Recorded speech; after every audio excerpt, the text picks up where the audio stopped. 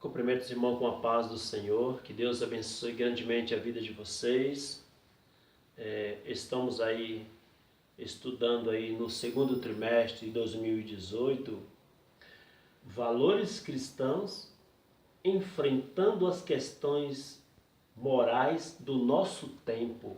E hoje estamos estudando aí a lição de número 9, que tem como título Ética Cristã e Planejamento Familiar. Antes de entrar aí na lição, eu queria fazer alguns agradecimentos. Eu queria agradecer aí aos irmãos que têm comentado, têm curtido os nossos vídeos. Eu queria agradecer ao irmão Ricardo Peluso, creio que ele seja de Sorocaba, São Paulo. Inclusive eu tive aí em Sorocaba esses dias, no bairro aí no Parque São Bento, e fui participar de um casamento. E eu quero agradecer a ele pelo comentário dele, pelo apoio que ele tem nos dado. Inclusive ele tem o seu canal no YouTube, e ele faz os vídeos também da Escola Bíblica Dominical e inclusive é uma benção. Tenho gostado muito, tenho curtido os vídeos dele, deixado os meus comentários. Também quero agradecer pelo comentário do amigo Valdo JLO Transporte, que ele trabalha com transporte aqui em São Paulo. Inclusive ele deve estar pegando algumas dificuldades pela falta de combustível por causa das greves por aí, né? Que Deus abençoe sua vida, meu querido. Quero agradecer também pelo comentário do José Francisco, da Paraíba. E quero agradecer também a Viviane Nunes pelo apoio, pelos seus comentários, que você tem comentado os vídeos. Que Deus abençoe grandemente a vida de vocês. Vamos entrar aqui na lição. Temos aí a lição de número 9. Hoje tem como título Ética Cristã e Planejamento. Falando aí sobre planejamento familiar, a lei de número 9.263, estabelecida aí no dia 12 de janeiro de 1996, ou no seu primeiro artigo, ela diz: o planejamento familiar é direito de todo cidadão, observado o disposto nesta lei. Este é o primeiro artigo desta lei. O seu segundo artigo diz: para fins desta lei, entende-se planejamento familiar como o conjunto de ações de regulamento da fecundação ou da fecundidade que garante direitos iguais de constituição, limitação ou aumento do prole pela mulher, pelo homem ou pelo casal, ok? Então isso é o que diz a Constituição, a nossa Constituição. Temos aí também, a verdade, o textual, que se encontra em Salmos, capítulo 127, versículo 3, que diz assim: eis que os filhos são herança do Senhor, e o fruto do ventre, o seu galardão. Deus, o que a gente pode estar comentando aqui? Deus é quem nos concede o direito de ser pai, de ser mãe, ok? Mas devemos lembrar que juntamente com este direito vem as responsabilidades. Salmo 127, versículo 4 diz: como flecha na mão de um homem poderoso, assim são os filhos da mocidade. Os filhos aqui são comparados como flechas. Flecha é algo que são preparadas para serem lançadas com o objetivo de acertar um alvo. Da mesma maneira são os nossos filhos. Para os lançarmos, ou seja, para eles saírem de dentro de nossas casas, é preciso um preparo. E neste preparo está incluso preparo físico, preparo emocional, preparo espiritual e preparo intelectual e, acima de tudo, um preparo espiritual. Esse é um preparo que nosso filho tem que ter dentro da nossa casa, antes de sair para fora. Não como flecha, vamos lançar. Não, porque vai chegar um tempo que eles vão sair debaixo de nosso teto para que possa constituir família, ok? Então, referente a isso, olha o que Deus espera de nós sobre o cuidado de nossos filhos. Como eu disse, nós temos direito de ser pai, é um privilégio, porém temos responsabilidade. E o que Deus espera de nós quanto aos nossos filhos? Deus nos deu como herança. Mas o que Ele espera de nós? Gênesis capítulo 18, versículo 17 a 19, diz assim, Deus falando algo referente a Abraão. Diz assim, o versículo 17, e disse o Senhor, ocultarei eu a Abraão o que faço? Versículo 18, visto que Abraão certamente virá a ser uma grande e poderosa nação, e nele serão benditas todas as nações da terra. O 19, porque eu tenho conhecido e sei que ele há de ordenar a seus filhos e a sua casa depois dele, para que guarde o caminho do Senhor, para agir com justiça e com juízo, para que o Senhor faça vir sobre Abraão o que acerca dele foi falado. É isso que Deus espera de nós. Ele deu o direito de ser pai, mas também a responsabilidade de educar, de ensinar os nossos filhos no caminho do Senhor. Provérbio capítulo 22, versículo 6, diz assim, educa ou ensina o menino no caminho em que se deve andar, e até quando envelhecer, não se desviará dele. Oséias, no capítulo 4, versículos 6 e 7, nós temos as seguintes palavras.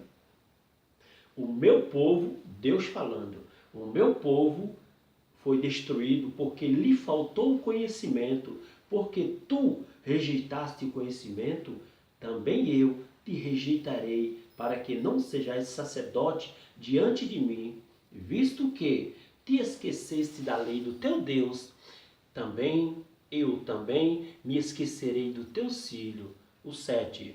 Como eles se multiplicaram, assim pecaram contra mim, e eu mudarei a sua honra em vergonha. Então aí, você que é pai, Deus te vê, como já tenho dito aí, Deus te vê como um sacerdote do lar. E o que é um sacerdote do lar? É isso que precisamos saber. O seu papel como sacerdote, o sacerdote tem alguns papéis. E o primeiro papel como sacerdote do lar é o de ensinar aos seus filhos o caminho do Senhor. Ensinar, educar, instruir, fazer a coisa certa, instruí-lo a escolher o bem e não o mal. Jó sabia muito bem o que era isso. Jó, capítulo aí, capítulo 1, versículo 5, fala da segunda tarefa do pai como sacerdote do lar. Jó, capítulo 1, versículo 5. O segundo tarefa do pai como sacerdote do lar é oferecer sacrifício a Deus pelos seus filhos. Jó, capítulo 1, versículo 5 diz, Sucedia, pois, que, decorrido o turno de dias de seus banquetes, enviava Jó e os sacrificava, e se levantava de madrugada e oferecia holocausto segundo o número de todos eles, porque dizia Jó, porventura pecaram meus filhos e amaldiçoaram a Deus no seu coração? Assim fazia Jó constantemente. O sacrifício que devemos fazer hoje pelos nossos filhos é o de entrar na brecha, ou seja, o de interceder. Nós precisamos ser pai e mãe, intercessores pela vida dos nossos filhos. Okay? Esse foi um breve comentário no textual. Vamos para a verdade prática. A verdade prática diz assim, gerar filhos ou não é só uma questão de planejamento familiar, mas um encargo que abrange a obediência aos desígnios divinos para a família. Aqui já podemos comentar algumas coisinhas muito importantes também. Então aqui na verdade prática, eu quero destacar aqui, gerar filhos é um encargo que abrange a obediência aos desígnios divinos para a família. Falando sobre encargo. Encargo é aquilo que se torna compromisso de alguém. Já a palavra cargo é aquilo que eu recebo, ok? Vou explicar de novo. Encargo é aquilo que se torna compromisso de alguém. E cargo é aquilo que eu recebo. Se cargo é o que eu recebo, encargo é aquilo que eu faço. Dá um exemplo básico para a gente entender o que é encargo. Você recebe aí o cargo de pastor. Qual é o encargo de pastor? O encargo deste cargo é pastorear. Então, baseado aí em Gênesis capítulo 1, versículo 28, eu recebi o cargo de ser pai. Neste caso, o meu encargo é de gerar e instruir filhos, ok? Eu fiz aí este comentário só para lembrar que todas as vezes que Deus nos dá um cargo, juntamente com este cargo vem os encargos do cargo. Todas as pessoas que recebem de Deus uma autoridade, não devem esquecer que na mesma proporção da autoridade vem a responsabilidade atreladas a ela. Esse foi um breve comentário aí na verdade prática e no textuário. Vamos para a leitura bíblica em classe. Leitura bíblica em classe que se encontra em Gênesis, capítulo 1, do versículo 24 ao 31. O 24 começa dizendo as seguintes palavras. E disse Deus, produz a terra alma vivente conforme a sua espécie, gado e réptil, e feras da terra conforme a sua espécie. E assim foi. E fez Deus as feras da terra conforme a sua espécie, e gado conforme a sua espécie, e todo réptil da terra conforme a sua espécie. E viu Deus que era bom. 26. E disse Deus, façamos o homem à nossa imagem, conforme a nossa semelhança, e domine sobre os peixes do mar, e sobre as aves do céu, e sobre o gado, e sobre toda a terra, e todo réptil que se move sobre a terra. 27. E criou Deus o homem à sua imagem, a imagem de Deus o criou, homem e mulher os criou. 28. E Deus os abençoou, e Deus lhe disse, frutificai e multiplicai-vos, e enchei a terra, e sujeitai, e dominai sobre os peixes do mar, e sobre as aves do céu, e sobre todo animal que se move sobre a terra. 29. E disse Deus, eis que vos tenho dado toda a erva que dê semente, que está sobre a face da toda a terra, e toda a árvore em que há fruto, que dê semente, ser-vos-á para mantimento. 30. E a todo animal da terra, e a toda ave dos céus, e a todo réptil da terra, em que há alma vivente, toda a erva verde será para mantimento. E assim foi. 31. E viu Deus tudo quanto tinha feito, e eis que era muito bom. E foi a tarde e a manhã do dia sexto. Esta é a leitura que temos como base para a nossa lição, ok? O ponto central desta lição é o planejamento familiar é imprescindível para uma família funcional. Bem, vamos aqui entrar na introdução. A introdução diz o seguinte: o casamento no plano divino pressupõe o nascimento dos filhos. Nele estão inseridos a criação dos filhos, o sustento deles e todo o cuidado indispensável para o desenvolvimento humano. Por conseguinte, dentre outros deveres do casal, o planejamento familiar é importantíssimo que podemos já comentar aqui nessa introdução?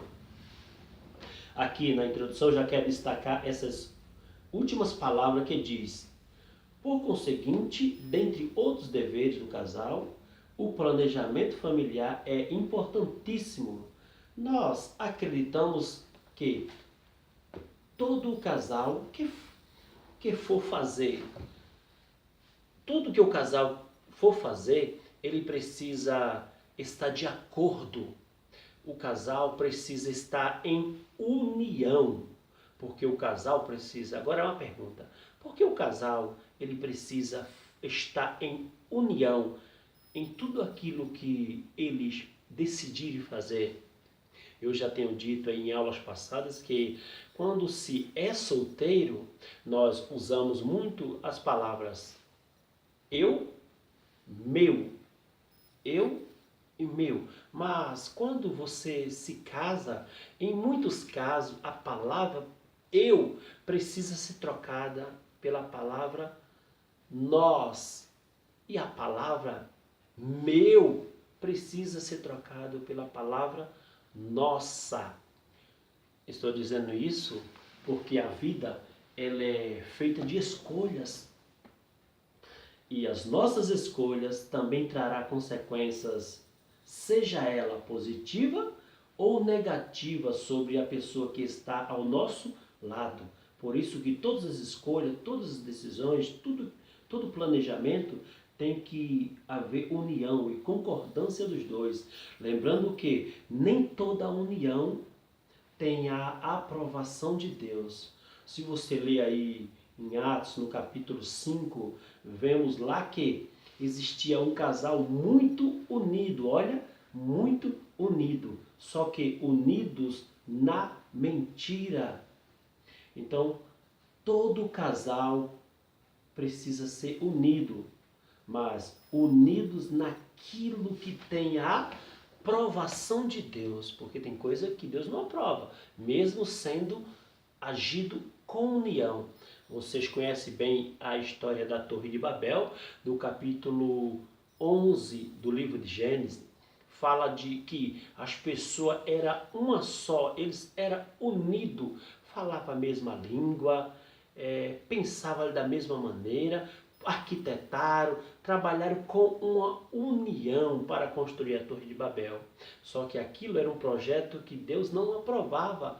Por que não aprovava? Se Deus mandou povoar a terra, eles não queriam povoar a terra, eles não queriam se espalhar, eles queriam continuar ali mesmo com a alegação de que, para que o seu nome não fosse esquecido, ok? Mas a ordem de Deus era para povoar a terra. Agora vamos entrar aí no nossos subtópico, tópico com seu subtópico.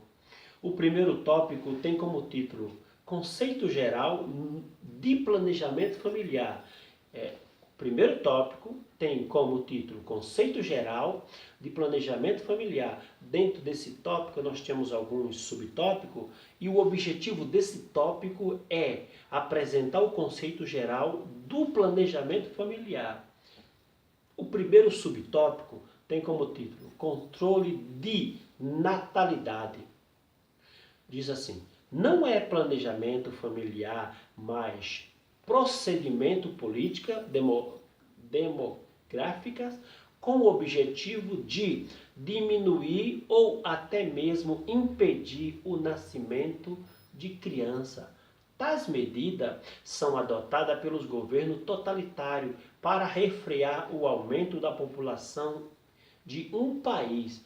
Nesse caso, regular o número dos filhos é visto como solução para erradicar os níveis da pobreza, bem como alternativa para a preservação do meio ambiente e o melhor uso dos recursos naturais. Por ordem do Estado, o número de filhos é limitado à revalia da vontade dos países, pois esse fim são utilizados métodos. Para este fim são utilizados métodos contraceptivos e até a esterilização permanente. Em países totalitários, ocorre denúncias de uso do aborto e até do infanticídio como soluções para o controle de natalidade. O primeiro ponto que eu quero comentar aqui dentro desse subtópico eu quero destacar aqui, mostrar que controle de natalidade não é o mesmo que planejamento familiar. Natalidade é o número proporcional do nascimento que ocorre numa população e num tempo determinado. Demografia é a ciência que investiga as populações, a contagem. Juntando os dois, podemos dizer que controle de natalidade faz parte de procedimentos de política demográfica. O controle de natalidade não pode ser comparado com o planejamento familiar, porque o objetivo do controle de natalidade é o de diminuir ou até mesmo impedir o nascimento de criança. É importante deixar claro que nós, como cristãos, não concordamos com o controle de natalidade, porque entendemos que ele fere um princípio e interfere no direito do casal, no que diz respeito ao ter e quando ter o filho. Controle de natalidade é algo imposto pelo Estado. Nós não concordamos pelo fato de, muitas das vezes, os métodos usados no controle de natalidade são antiéticos e ferem princípios estabelecidos pelo Criador, como no caso de Êxodo, capítulo 20, versículo 13, que diz: não matará. Nós, como cristãos, entendemos que Deus é o doador da vida e por isso está nas mãos dele o controle. Quem nasce, quem não nasce e quando nasce e quantos nasce. Primeiro livro de Samuel, capítulo 2, versículo 6 diz: o Senhor é que tira a vida e dá, e faz descer a sepultura e faz tornar a subir dela. Ok? Então, controle de natalidade é antibíblico porque fere alguns princípios da palavra de Deus. Então, a gente como cristão, como servo de Deus, procuramos se encaixar. Nós aceitamos algumas coisas que o Estado impõe sobre nós. Porém, quando passa a ferir um direito, passa a ferir um princípio ou interferir num direito estabelecido pelo Criador, então precisa ser rejeitado por nós. Amém? Segundo subtópico, tem como título Planejamento Familiar.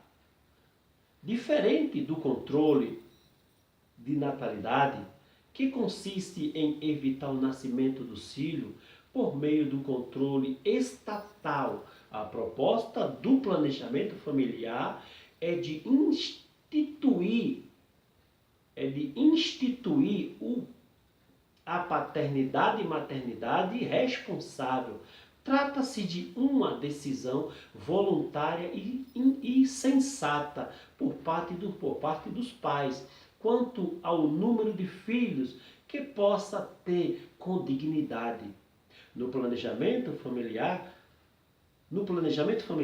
fatores diversos são analisados, tais como a saúde dos pais, as condições da família, como renda, moradia, alimentação, o espaçamento de tempo entre uma e outra gestação. No contexto cristão, quanto ao número de filhos, o casal deve buscar orientação divina por meio da oração, submeter-se à direção do Espírito Santo e levar em conta o bom senso. Que a gente pode estar comentando aqui dentro desse subtópico. O primeiro ponto que eu quero destacar aqui é sobre a palavra estatal. Estatal é o adjetivo que se aplica para se referir àquilo que é associado ao Estado. O controle de nascimento do filho aí não deve ser associado ao Estado, porque, segundo a Bíblia, é um direito exclusivo do casal em ter, quando ter e quantos filhos querem ter. Segundo ponto que eu quero destacar aqui é: enquanto o objetivo do controle de natalidade é de tirar do casal o que eles têm por direito, por outro lado, a proposta do planejamento familiar é a de instruir paternidade e maternidade responsável, ou seja, fazer com que o casal seja pais responsável. Falando aí sobre pais responsáveis, no planejamento familiar, quem julga é o casal. Quando e quantos filhos querem e podem ter. Ok? Isso é o casal que precisa decidir, baseando-se em alguns fatores, tais como, vou citar alguns aí. Primeiro fator, que o casal precisa se basear para quando ter filho, quantos ter, né? Primeiro fator aí que nós precisamos basear é sobre a saúde do casal. Está no controle deles. Deus deu essa responsabilidade a eles para ter filho, quantos quiserem ter, mas a gente tem que fazer, como eu disse, ao contrário do controle de natalidade, o planejamento familiar ele está aí para nos instruir a ser pais responsáveis. E para ser pais responsáveis, precisa observar alguns fatores. E o primeiro fator que precisamos observar é sobre a saúde do casal. Um pai ou uma mãe doente, dependendo da doença, afetará negativamente a vida do bebê. Então, a partir daí, o bebê já pode nascer com alguns tipos de deformação, alguma enfermidade. Então, o primeiro fator a ser analisado para que sejam pais responsáveis é a saúde do casal, ok? Tem que examinar. O segundo fator aí que precisamos analisar as condições financeiras do casal. Os pais precisam e querem dar o seu melhor para os seus filhos. Então, é bom analisar também as condições do casal para que ele possa julgar quantos filhos eles querem e pode sustentar, dar o seu melhor para eles. Bem? E o terceiro fator que precisamos analisar aí é o tempo entre uma gestação e outra. Precisa haver aí um intervalo razoável entre uma gestação e outra, senão os pais, além de não curtir um ao outro, também não curtirão os seus filhos, assim como gostaria, né? Então, imagina aí, você tem um filho hoje, e um casal tem um filho hoje, e daqui a um ano, vamos se dizer, a mulher já engravida de novo. Então, dá quase para comparar, assim, como se ela ficasse grávida quase o tempo todo, né? Porque ela engravidou hoje, daqui a 9 meses o bebê vai nascer. E em seguida, daqui a 3 meses, 4 meses, ela já engravidar de novo, então ela não vai ter tempo nem para curtir um filho, nem o marido e nem o próximo que irá surgir. Então o fator que precisa levar em conta é o tempo entre uma gestação e outra aí. No mínimo 2, 3 anos, aí 4 anos entre um filho e outro, ok? Esse é um dos fatores que precisa ser analisado para que seja pais responsável. O quarto fator que precisa ser analisado aí, precisa ser levado em conta também a idade do casal. Por que a idade do casal? Não muito novo, o casal, para ter filho, consciente, responsável, ele não pode ser um casal muito novo. Não só pela ausência da maturidade, mas também porque eles precisam curtir um ao outro. Acabaram de casar, imagina aí, acabou de casar, o casal nem curtiu um ao outro. Não estou dizendo que o filho não seja bênção, longe de mim. Estou dizendo que o casal muito novo, assim, quando casa, eles precisam pegar um pouco mais de maturidade, experiência, curtir o esposo, curtir ali os cônjuges, né? Curtir um pouco para que possa depois ter o filho, não logo imediato. Eles precisam se estruturar um pouco mais, ok? Por outro lado, também não muito velho, por causa da fragilidade do corpo humano, porque dependendo da idade, ocorre aquilo que chamamos de gravidez de risco. Okay? Terceiro ponto que eu quero destacar aqui é sobre as decisões do casal. Aqui diz que o casal deve buscar orientação divina por meio da oração. Em tudo devemos colocar Deus na frente, porque ninguém entende mais de gente do que o próprio Deus que o criou. Então podemos dizer que as melhores decisões que já tomamos até o dia de hoje foram resultado de 3 ingredientes: análise, a oração e muita paciência. O primeiro que eu quero destacar aí o primeiro ingrediente aí para boas decisões, para a gente ter boas decisões, o primeiro ingrediente é a oração. Comentário sobre a oração. Quem ora antes de tomar decisão mostra ser dependente de Deus. Quem ora também durante a decisão mostra que tem comunhão com Deus. E quem ora também depois da tomada de decisão mostra que é uma pessoa grata a Deus. O segundo ingrediente aí é o análise. Aquele que analisa nunca toma decisões no calor da emoção. As decisões sempre será consciente. Aquele que analisa nunca tomará decisões precipitadas no calor da emoção.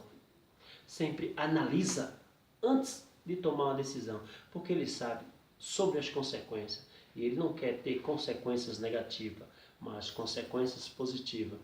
E o terceiro ingrediente aí é a paciência. Paciência é uma qualidade que poucas pessoas possuem.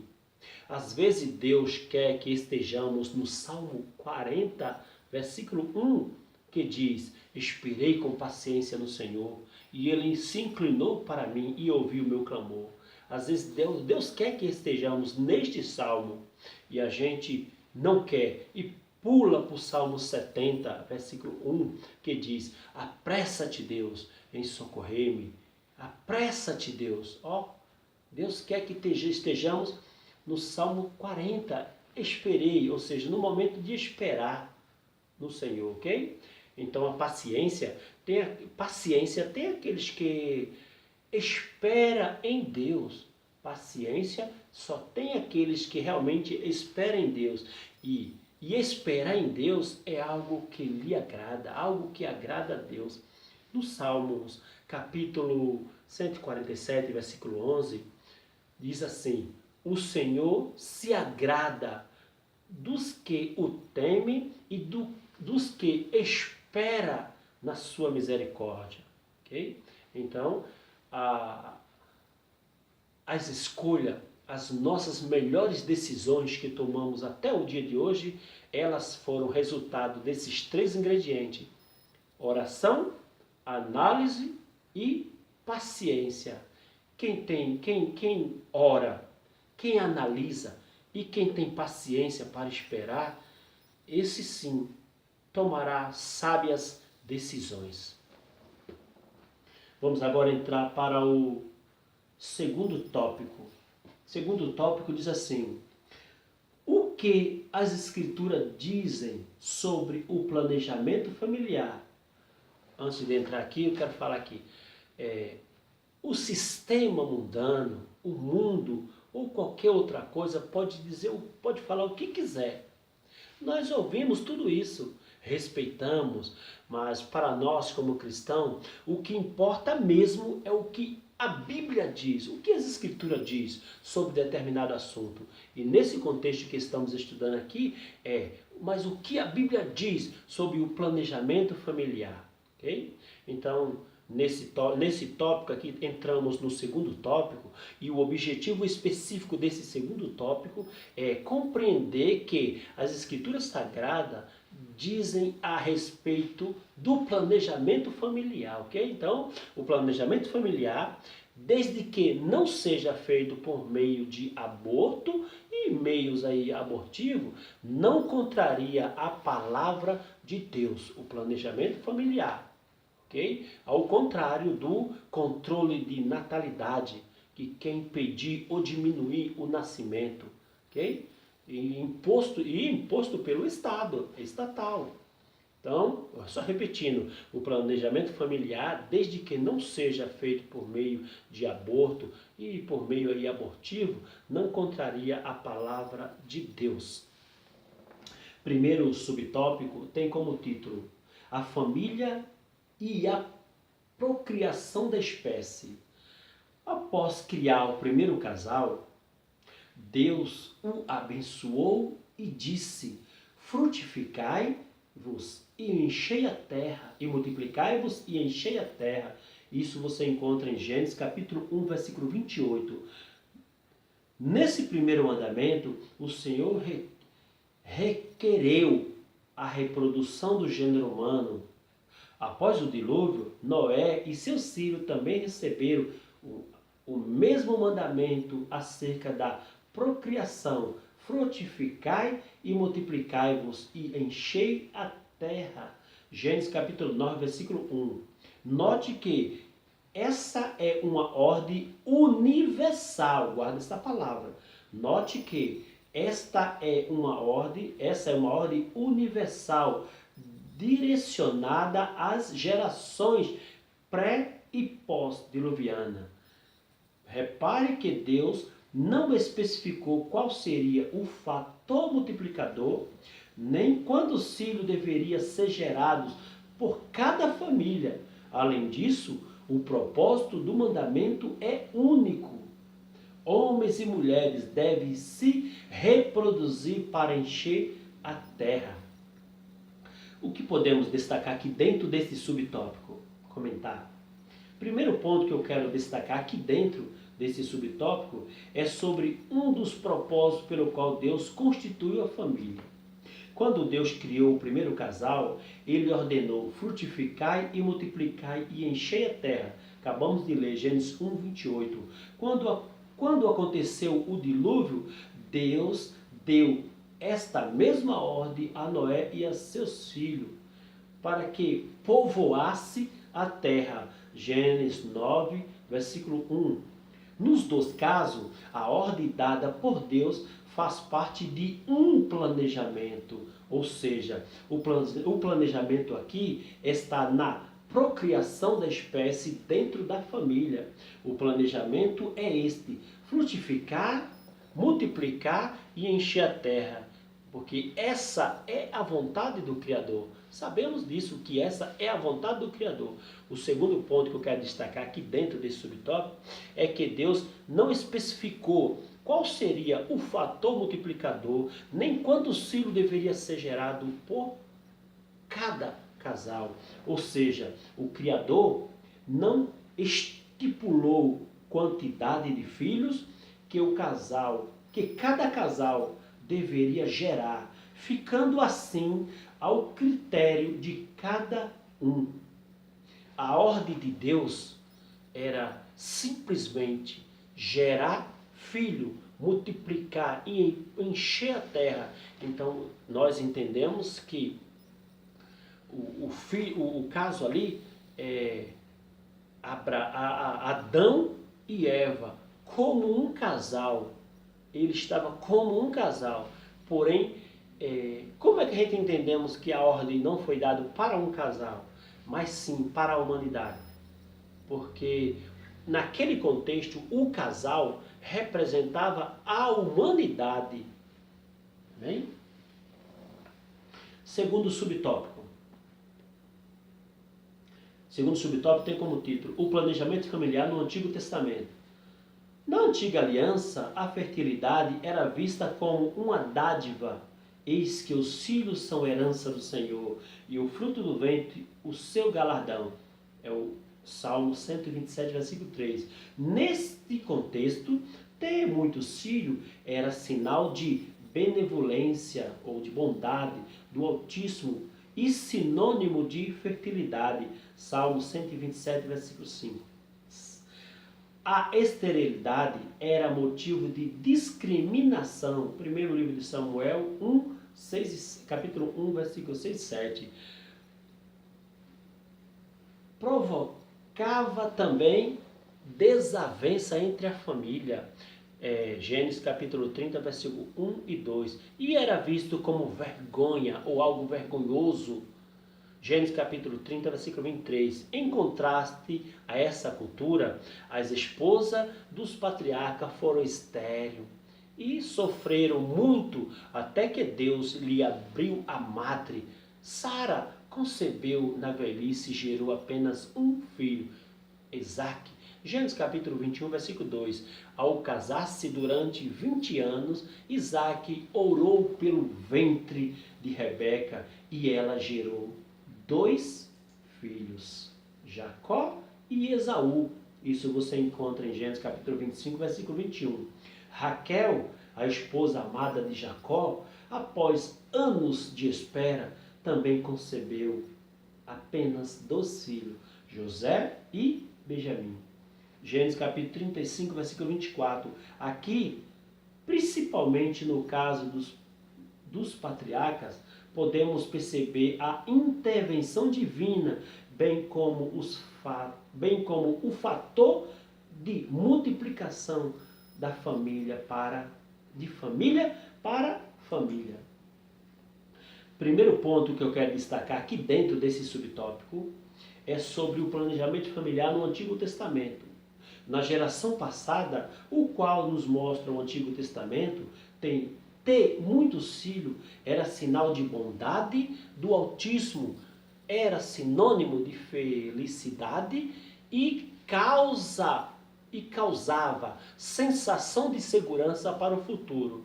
Primeiro aí, era sinal de bondade do Altíssimo, porque eles reconheciam que os filhos são herança do Senhor, era o Senhor que dava. Não era a condição do homem e a condição da mulher. Eles entendiam, claramente como nós hoje, que os filhos são como herança do Senhor. É o Senhor que abençoa. Então, por isso eles entendiam que era sinal de bondade do Altíssimo. O segundo fator aqui, o segundo ponto porque era sinônimo de felicidade. Todos os casais que não tiveram filho, ou que não tiveram por enquanto, parcialmente, de uma forma ou de outra, eles demonstravam tristeza. E aqueles que tinham muitos filhos, demonstravam ser casais alegres pelo filho, porque sabiam que foram abençoados, eles entendiam. E o segundo aí causava aí, é a causa também da sensação de segurança. Ter muitos filhos no Antigo Testamento tinha assim uma sensação de segurança referente ao futuro. No Salmo você vê isso aí, Salmo 127, capítulo 127, versículo 4 e 5, ele diz assim: como flecha na mão de um homem poderoso, assim são os filhos da mocidade. Olha o que diz o 5. Bem-aventurado o homem que enche deles a sua aljava. Não serão confundidos, mas falarão com os seus inimigos à porta. O que a gente entende com isso é que o casal, quando ele tinha muitos filhos, ele se sentia um pouco mais protegido, porque se um é sozinho, um casal, um ajuda o outro. Imagina esse casal tendo muitos filhos, então se sentia mais protegido. Então, e no Antigo Testamento aí também as pessoas trabalhavam no campo. Então, ter muitos filhos era, assim, era sinal de bênção, de alegria, trazia felicidade, trazia segurança.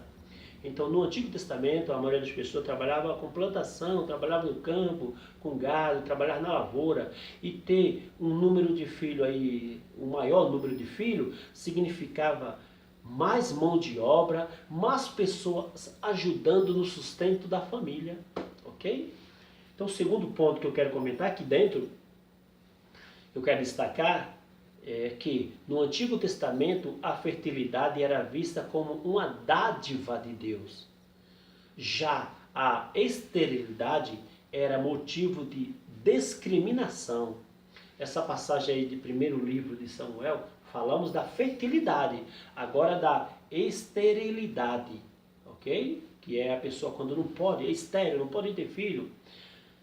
Era motivo, primeiro, a esterilidade era motivo de discriminação. Primeiro livro de Samuel, capítulo 1, versículos 6 e 7 diz, falando de Ana e Penina, que eram as mulheres de Eucana. Ana, você sabe, é a mãe de Samuel. Diz assim, para mostrar que era motivo de discriminação. Primeiro livro de Samuel, capítulo 1, versículos 6 e 7 diz, e a sua rival excessivamente a provocava para a irritar, porque o Senhor lhe tinha cerrado a madre. 7. E assim fazia ela de ano em ano, sempre que Ana subia à casa do Senhor. A outra a irritava, por isso chorava e não comia. Segundo aí, a esterilidade provocava também de desavença e inveja no meio da família. Gênesis capítulo 30, versículo 1 e 2 diz, e vendo Raquel que não dava filho a Jacó, teve inveja de sua irmã e disse a Jacó, dá-me filho, senão eu morro. Então se acendeu a ira de Jacó contra Raquel e disse, estou eu no lugar de Deus que te impediu o fruto do teu ventre? Uma mulher que não gerasse filhos era vista como uma vergonha para o seu marido. Gênesis, no capítulo 30, versículo 23, estamos falando do Antigo Testamento. Gênesis capítulo 30, versículo 23 diz, e ela concebeu e deu à luz um filho e disse, tirou-me Deus a minha vergonha. Então, a mulher era considerada uma vergonha ou causava vergonha para o marido. Aquela que fosse aí estéril, né? Então, a Bíblia nos apresenta algumas mulheres que sofriam do mal de esterilidade. E entre elas estão quem? As matriarcas. Ok? A primeira delas que a Bíblia nos apresenta foi Sara. Sara era estéril. Gênesis capítulo 25, versículo 21 diz, Gênesis capítulo 11, versículo 30. Gênesis capítulo 11, versículo 30. Diz assim, e Sara foi estéril, não tinha filhos. A segunda matriarca aí era Rebeca. Rebeca também era estéril, que era a esposa de Isaac. Capítulo 25, versículo 21 de Gênesis diz, e Isaac orou insistentemente ao Senhor por sua mulher, porquanto era estéril, e o Senhor ouviu as suas orações, e Rebeca, sua mulher, concebeu. A terceira matriarca aí, que era estéril, e Raquel. Gênesis capítulo 30, versículo 1, que acabamos de ler, vendo Raquel que não dava filho a Jacó, então ela é estéril, era estéril. A terceira mulher aí que era estéril, que a Bíblia relata aí, era a mãe de Sansão. A mãe de Sansão, vocês conhecem a história, também era estéril. Isso você encontra em Juízes capítulo 13, versículo 2, que diz: E havia um homem em Zorá, da tribo de Dan, cujo nome era Manoá, e a sua mulher, sendo estéril, não tinha filho. E agora a quinta mulher que a Bíblia relata que era estéril é Ana. Esta vocês conhecem, a mãe de Samuel. Primeiro livro de Samuel, capítulo 1, versículo 2, diz: E este tinha duas mulheres, no caso Eucana, tinha duas mulheres. O nome de uma era Ana e o da outra era Penina.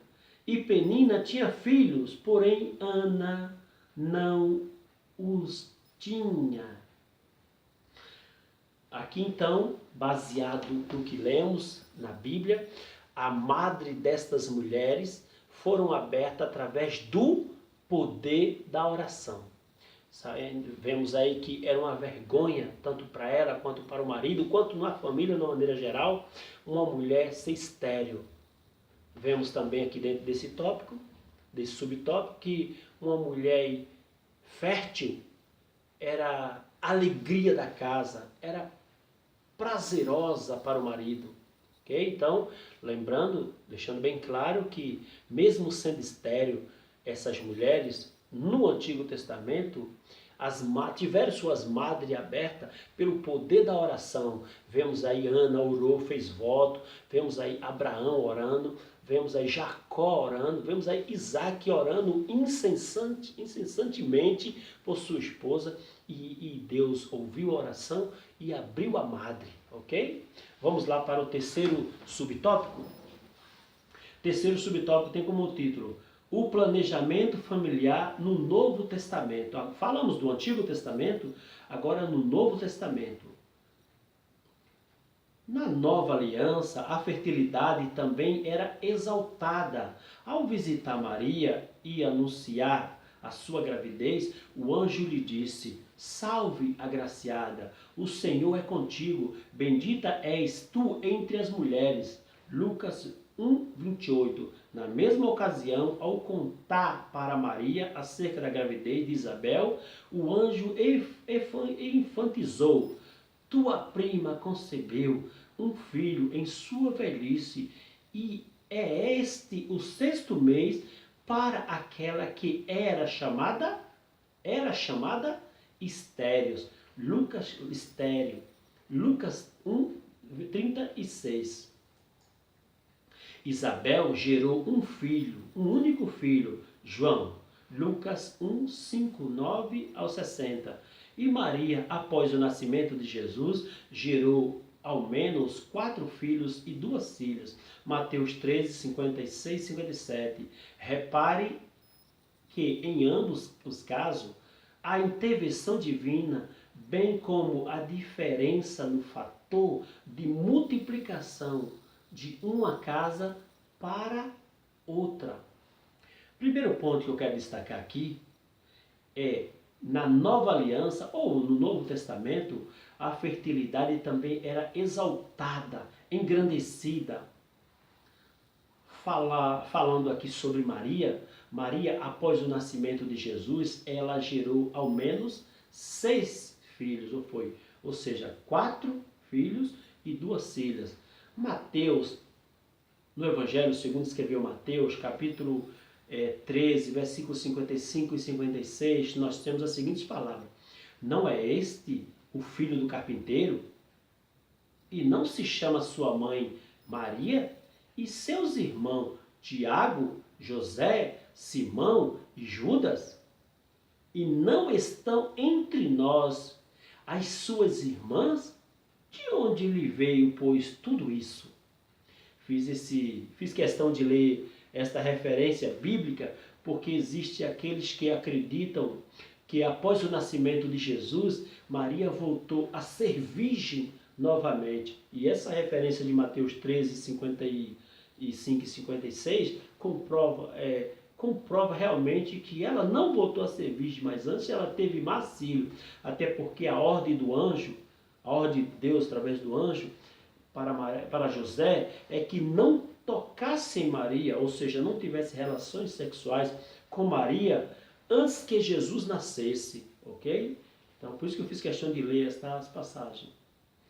No Novo Testamento, assim como a fertilidade era exaltada, a esterilidade era motivo de chacotes e era motivo de desonra e, consequentemente, gerava grande vergonha para a família, não só para a mulher, mas para a família no modo geral.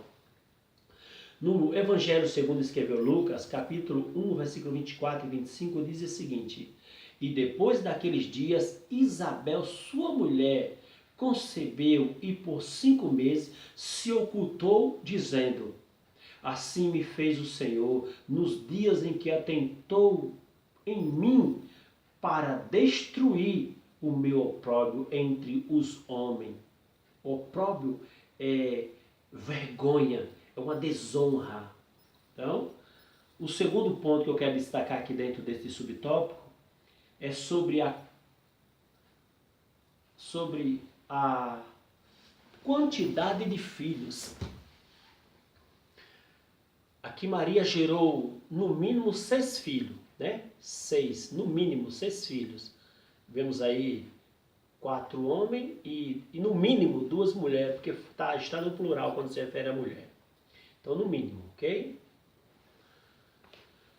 E Isabel, ela gerou apenas um filho, Maria, é o que diz a Bíblia, aproximadamente 6. E Isabel gerou um único filho, vocês conhecem, João o Batista. Mas as duas obedeceram à ordem de gerar filho.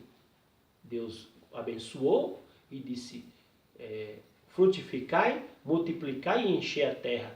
As duas, elas obedeceram, mesmo uma tendo gerado no mínimo 6 e uma gerado um único filho, as duas obedeceram à ordem do Senhor, porque elas geraram.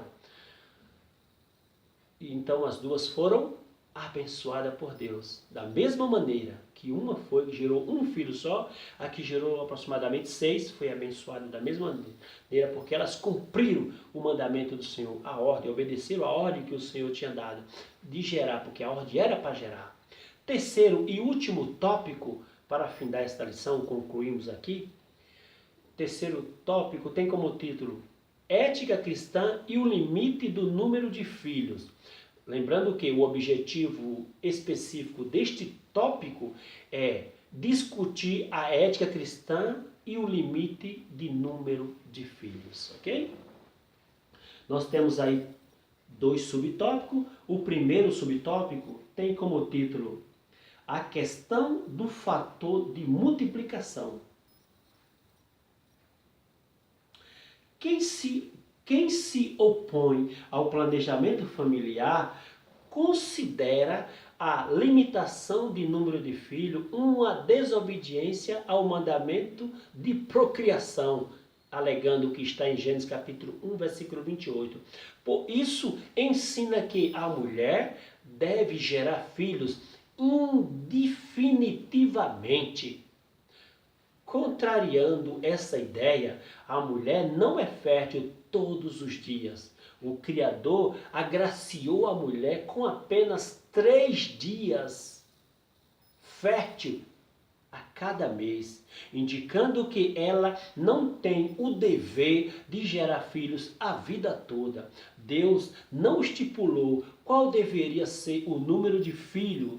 Portanto, o mandamento de multiplicação é cumprido quando o casal gera um filho, pois era 2 pessoas e agora passaram a ser 3.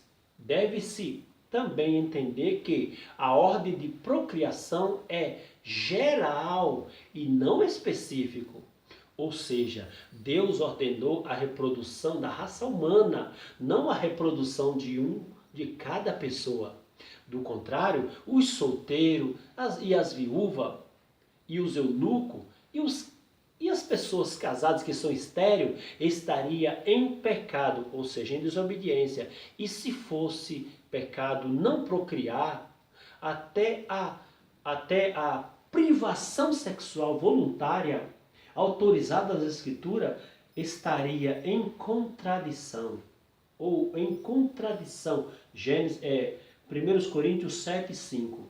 Desse modo, o fator de multiplicação depende da vontade do Senhor para cada família. Primeiro ponto que eu quero destacar aqui dentro, quero comentar aqui dentro deste subtópico, é os que se opõem contra o planejamento familiar. Os que se opõem contra o planejamento familiar, usa como base aí de texto, o texto de Gênesis capítulo 1, versículo 28, que diz: frutificai, multiplicai e enchei a terra. Só que o texto, ele precisa ser examinado no seu contexto. No caso da primeira ordem aí que foi no Éden, em Gênesis capítulo 1, versículo 28, Adão e Eva receberam esta ordem, porque ali, naquele contexto, os dois estavam ali representando toda a raça humana antediluviana. É só para estou dizendo isso, só para mostrar que a ordem de gerar, de frutificar, e multiplicar e encher a terra e povoar a terra, não foi dada a um casal, não foi dada no sentido específico, ele foi dado no sentido geral. Deus, quando deu essa ordem, esse mandamento aí a Adão e Eva ali no Jardim do Éden, Gênesis capítulo 1, versículo 28, ele deu a este casal, porque no contexto, por isso que é bom colocar o texto no seu contexto. Naquele contexto, o planeta Terra, a Terra, só existia aquele casal. Então, a ordem foi dada àquele casal, porque naquele contexto, eles estavam representando a humanidade antediluviana. Da mesma forma, quando Deus deu a ordem a Noé, Sem e a Jafé, ali você encontra em Gênesis capítulo 9, versículo 1, que diz: e abençoou Deus a Noé e aos seus filhos, e disse: frutificai, multiplicai e enchei a terra. Neste contexto, os 4 casais aí também estavam representando toda a raça humana, só que pós-diluviana, porque ali foi dito, todo mundo sabe essa história, toda a raça humana foi destruída com o dilúvio, pelo dilúvio. O que se salvou foi apenas 8 pessoas, Noé, Sem, Cã, Jafé e a mulher de cada um deles, ou seja, 4 casais ali. Quando Deus repetiu esta ordem, em Gênesis capítulo 9, versículo 1, Deus repetiu essa ordem, porque deu a ele. Não estava dando uma ordem específica, não. Era uma ordem geral, porque naquele contexto também do dilúvio ali de Noé, aqueles 4 casais estavam também representando a humanidade, ou seja, representando toda a raça humana. Só que agora pós-diluviana, ou seja, a raça humana que viria após o dilúvio, porque a raça humana que temos hoje, toda a raça humana, toda a humanidade que temos hoje, saiu desses 4, Cã, Sem, Jafé e seu pai Noé e suas esposas, ok? Então aí, falando ainda sobre pessoas que se opõem a planejamento familiar, quero deixar uma coisa bem clara: sempre existiu e sempre existirá pessoas que vão se opor, não só contra o planejamento familiar, mas contra qualquer princípio estabelecido pelo Criador.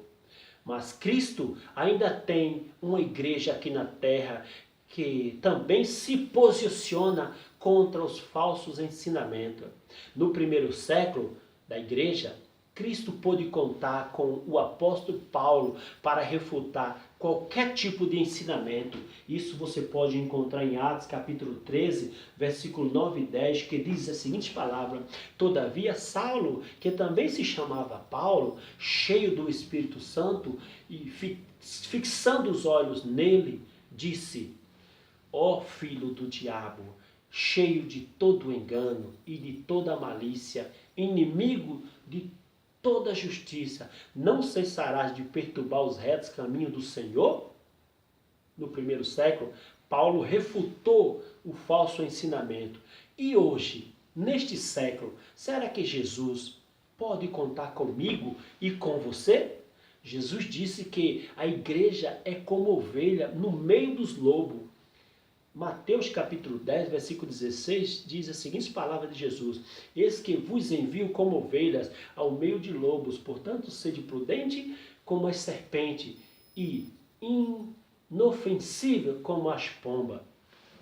Mas, mesmo sendo como ovelha, precisamos de um preparo intelectual e espiritual.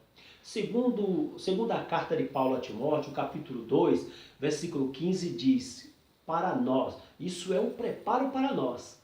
Segundo a carta de Paulo a Timóteo, capítulo 2, versículo 15 diz: procura apresentar-te a Deus aprovado, como obreiro que não tenha de que se envergonhar e que maneje bem a palavra da verdade. Primeira epístola de Pedro, capítulo 3, versículo 15 também diz: antes santificai a Cristo como Senhor em vossos corações e estejais sempre preparados para responder com mansidão a qualquer um que pedir a razão da vossa fé. Ou seja, vem alguém nos ensinar, aí vem passar falsos ensinamentos, nós temos que primeiro examinar as Escrituras, estar preparado ali com a palavra, manejar bem a palavra de Deus e também essa primeira epístola de Pedro 3 e 15, nós precisamos santificar Cristo como Senhor em nosso coração e estar sempre preparado para responder com mansidão a qualquer um que pedir a razão da nossa fé. Ou seja, ter controle emocional para poder responder com mansidão a qualquer um que pedir a razão da nossa fé. Segundo ponto que eu quero destacar aqui é que Deus não estipulou qual deveria ser o número de filhos. Só o fato de você gerar um filho, você já cumpriu a ordem de multiplicação, pois se antes era 2, no caso o marido e a esposa, mais um filho se tornou quantos? 3. Isso já houve uma multiplicação. Então, se ele mandou multiplicar, aí já houve uma multiplicação. O fato de ter um filho, você já obedeceu, você já multiplicou. Porque a ordem de procriar e encher a terra foi dada no sentido geral e não específica, ok? Se olharmos aí para a história de Abraão e Sara, através deste casal foi gerado apenas um filho, chamado Isaac. E através deste filho foi multiplicado e encheu, e ali foi capaz de encher um país chamado Israel, ok? Hoje, todo israelita que você conhece veio de um único filho de um casal. Abraão teve mais filho, porém com outra mulher. Mas entre Sara e Abraão foi gerado um único filho. E esse único filho foi capaz de povoar um estado, até mais do que um estado, porque o estado de Israel está povoado com os descendentes de Isaac, ok? Então, porque se a ordem fosse específica, ou seja, para cada pessoa, os solteiros, as viúvas, os eunucos, né, os estéreos aí, estaria também em pecado, ok? Eunuco, vocês sabem quem é aí? Eunuco são, para quem não sabe, eunucos são homens castrados que tinham a função de guardar as mulheres do rei. Isso ocorre muito no Oriente, ok? Jesus falou de 3 tipos de eunucos, só para vocês entenderem e acrescentar mais um pouco do conhecimento. Mateus capítulo 19, versículo 12 diz, porque Jesus falando, porque há eunuco que assim nasce do ventre da mãe, e há eunuco que foram castrados pelos homens, e há eunucos que se castraram a si mesmo por causa do reino de Deus. Quem pode receber isto, recebam. Amém? Ficou bem claro aí esse primeiro subtópico. Vamos partir para o segundo. Segundo subtópico tem como título a questão ética do planejamento familiar. Planejamento, olha, tem como título a questão ética do planejamento familiar. Planejar não é pecado. Cristo falou positivamente do planejamento, do construtor e do rei guerreiro. Isso em Lucas capítulo 14, versículo 28 a 30. O pecado está na presunção em não pedir a aprovação divina para o projeto. Tiago capítulo 4, 13 a 15. O cristão deve aconselhar-se com Deus para tomar qualquer decisão.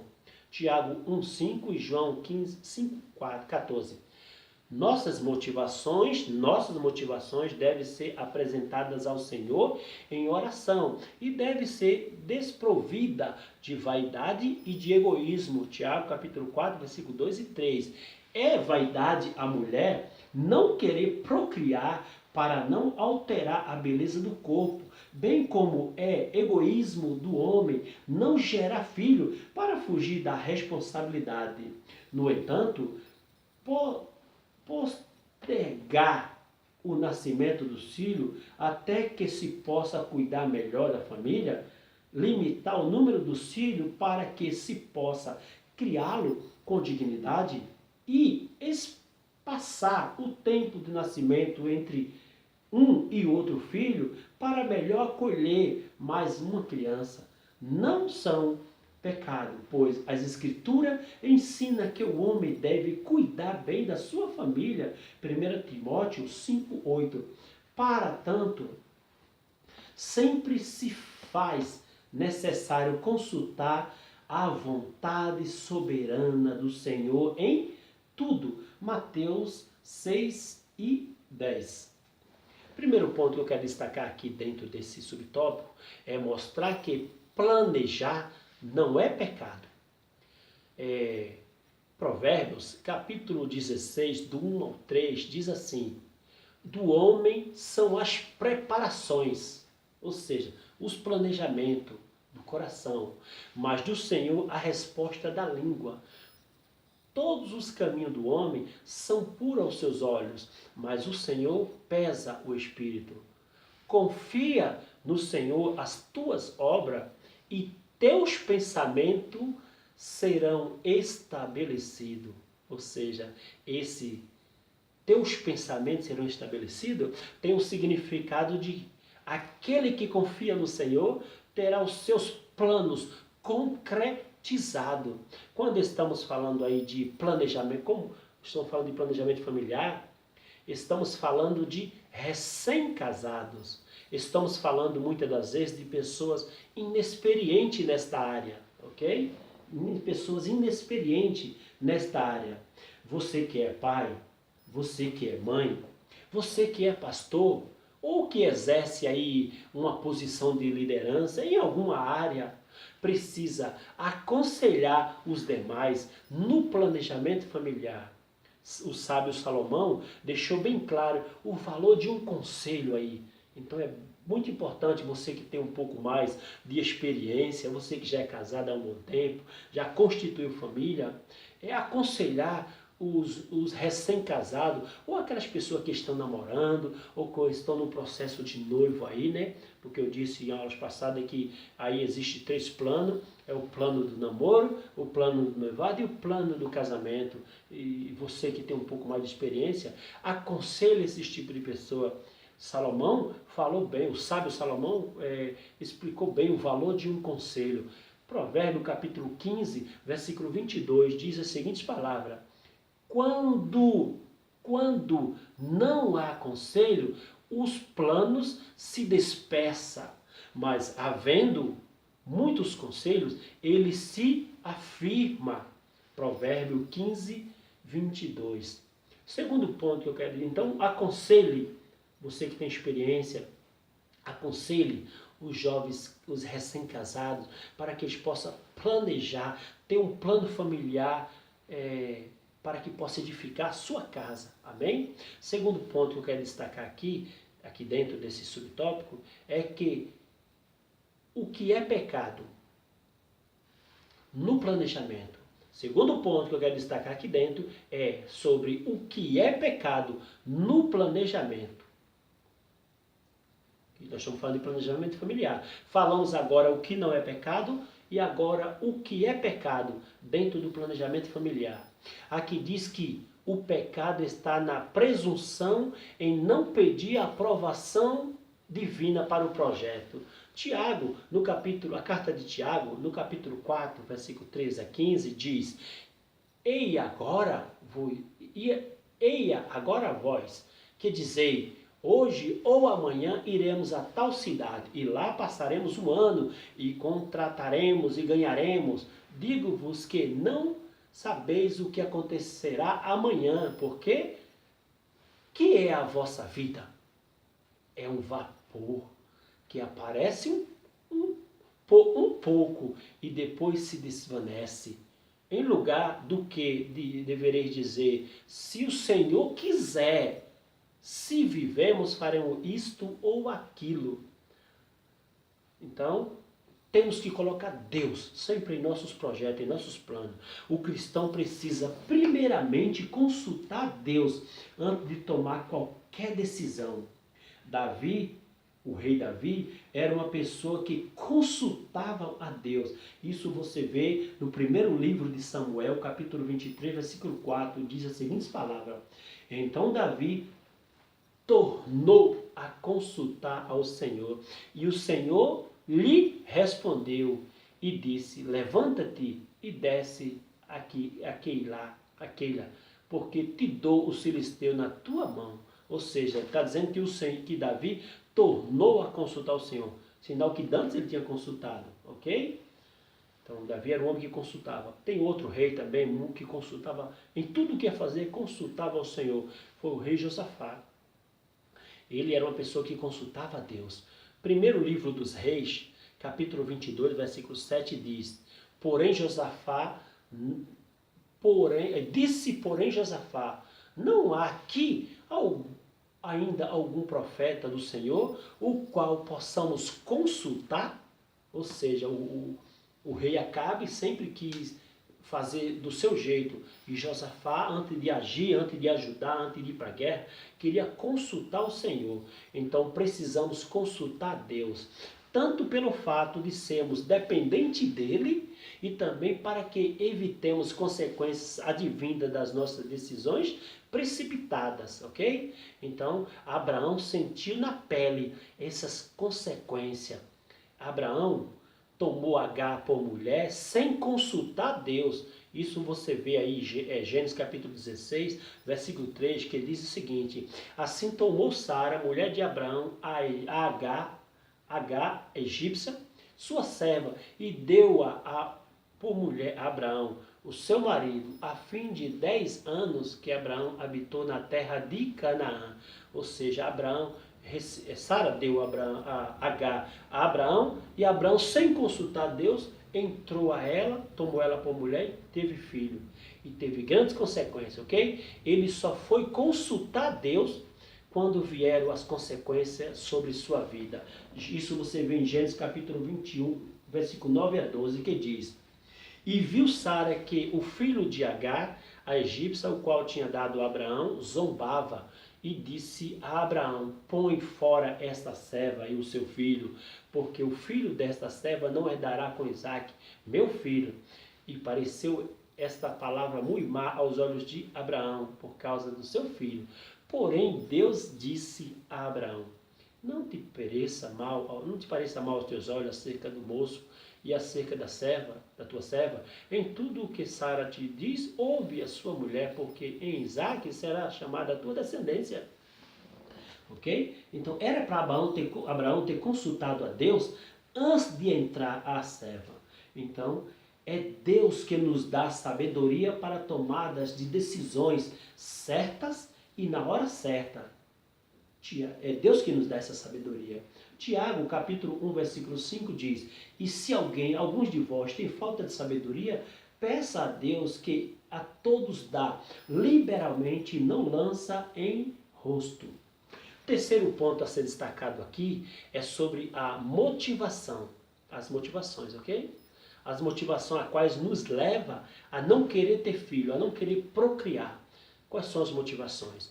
Aqui diz que nossas motivações devem ser apresentadas ao Senhor e deverá ser desprovida de vaidade e de egoísmo. A vaidade aqui é aplicada nesse contexto à mulher e o egoísmo é aplicado ao homem. No caso da mulher, existem mulheres que não querem gerar filhos por vaidade, alegando que tem a possibilidade de danificar o seu corpo, aí no caso engordar, no caso gordura, né, estria e ficar de um jeito que ela não se agrade. Aí, então no caso aí entra a vaidade, aí é pecado.